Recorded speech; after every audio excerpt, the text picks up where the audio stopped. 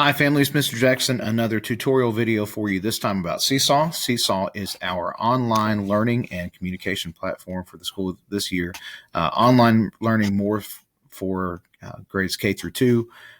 Google Classroom is there for upper grades 3 through 5, although upper grade teachers are welcome to use Seesaw as well in their classrooms.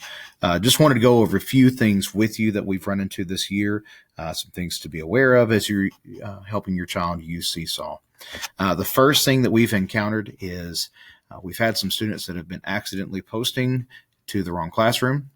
Mine specifically, I've been getting some posts, some wonderful reading drawings from other classes or that were intended for other classes.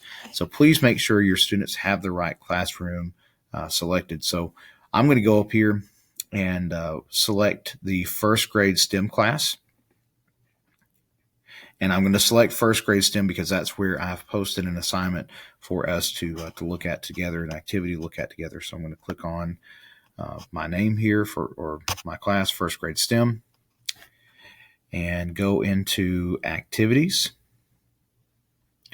And here is the activity that I have assigned as just kind of a demonstration for what we're doing right now. So some important things to look at first.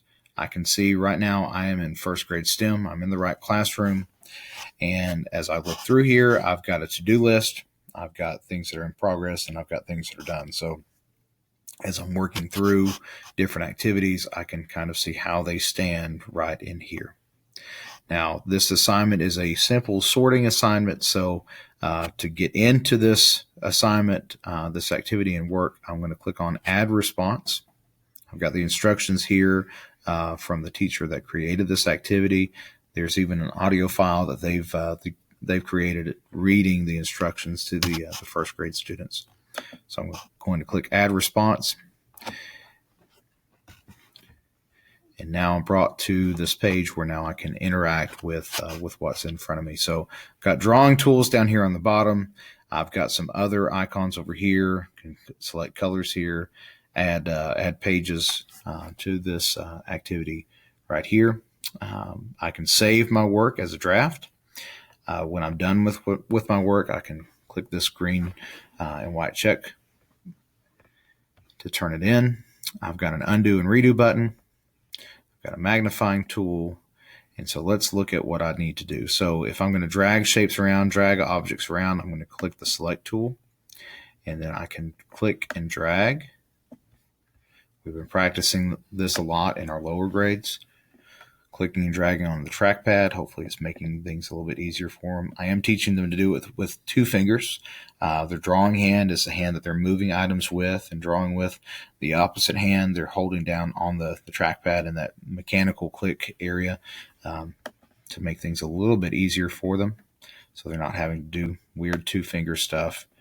Because even with my hands, it's hard to trackpad sometimes. All right, if I need to insert text, I can click over here for my text tool, start typing in. If I need to insert audio, the first time that I insert audio on Seesaw or after settings have been cleared, I'm going to get this option up here to allow or block using the microphone for Seesaw. So I'm going to click allow.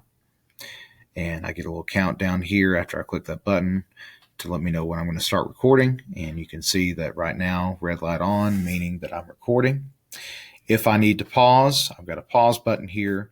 I can stop my recording momentarily, take a drink of water, blow my nose, sneeze, cough, whatever I need to, and then continue afterwards. So we'll just practice that real quick. So it's paused. I know it's paused because the red light is pulsing where the microphone is. And if I click again, it's going to resume recording.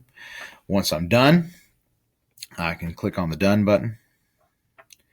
And that will save that audio file, and I've got that audio file right here. If I click on these 3 dots, I've got the options to order, link, lock, duplicate, or delete. So if I want to get rid of that audio, I can click on delete, and that will remove it. Similar thing with the camera here. If I click on either one of these for the first time or first time after settings have been reset, it's going to ask for permission to use my camera, and in the case of the video, camera and microphone. not simultaneously for some reason, but just one then the other.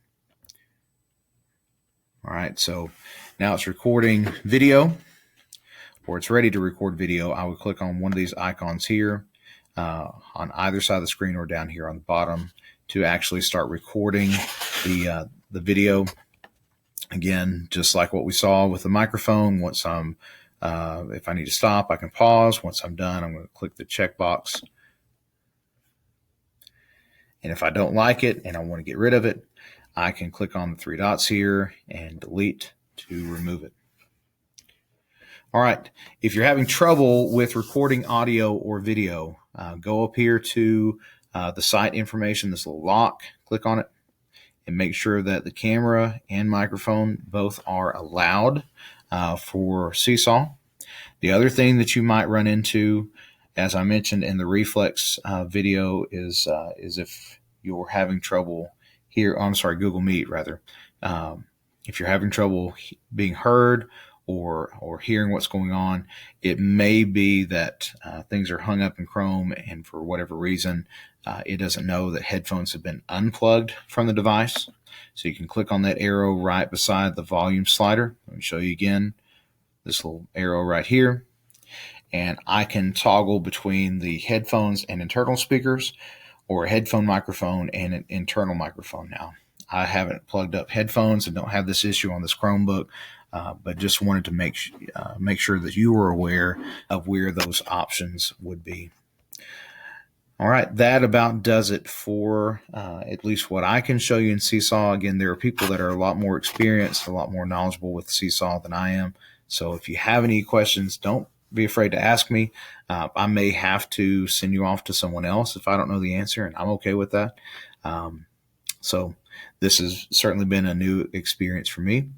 And if you have anything that you need from us regarding Seesaw or any of the other apps that we use here, please let us know. Thank you.